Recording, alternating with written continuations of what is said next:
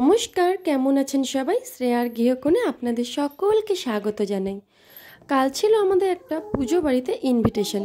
প্রথম থেকে আমি বলে রেখেছিলাম আমি যাব না, কারণ সামনেই আমার এক্সাম আছে, তো তার পড়াশোনার জন্য একটু সময়টা লস হয়ে যাবে গেলে।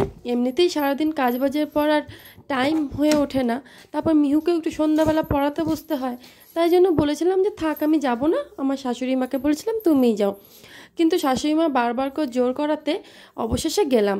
কিন্তু আমরা যখন গিয়েছিলাম তখন আমরা অনেকটাই রাত হয়ে গেছিল। শীতের দিন সন্ধ্যা থেকেই প্রায় প্রসাদ খাওয়া শুরু হয়ে গেছিলো।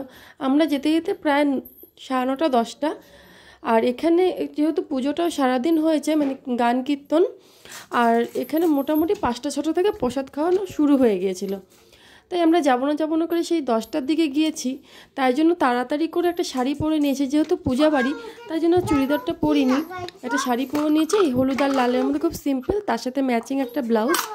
আর চুলটা ছিল আমার মাথায় তেল দেওয়া, সেই কারণে চুলটা কি করব বুঝতে না পেরে আমি একটা নর্মাল চুলটা পিছন দিকে নিয়ে ক্লিপ লাগিয়ে নিয়েছি, আর একটু মুখে ক্রিম লাগিয়ে সিঁদুর টিপ পরে এখান থেকে এখানে গেলে কি লিপস্টিক দিয়ে নিয়েছিলাম। এই ছিল আমার সাজ।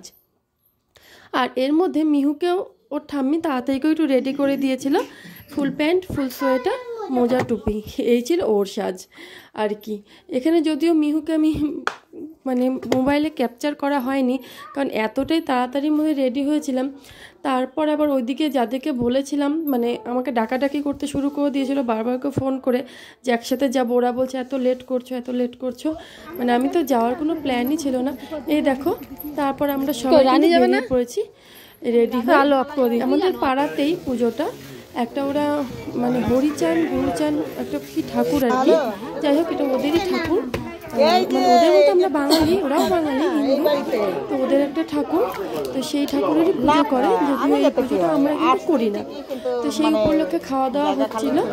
মিহুকে কিন্তু আগে খাইয়ে দিয়েছিলাম, পরে আমরা খেতে বসেছিলাম। খাইয়েছিল ভাত, ডাল, পাঁপড় ভাজা, একটা নিরামিষ সবজি, পনিরের তরকারি, পায়েস, চাটনি। খুব ভালো হয়েছিল রান্নাগুলো সত্যি। আসলে কি বলুন তো, প্রসাদ যেমনই হোক না কেন খুব স্বাদের হয়, আর সত্যিই রান্নাগুলো ভীষণ ভালো হয়েছিল। বই তো বললাম, যেহেতু আমরা লাস্টে গিয়েছিলাম, তাই সেইভাবে কিন্তু আমরা অনেক কিছুই পাইনি। দোষটা কিন্তু অবশ্যই আমাদের। তবুও দেখো অনেকেই ছিল তখনও।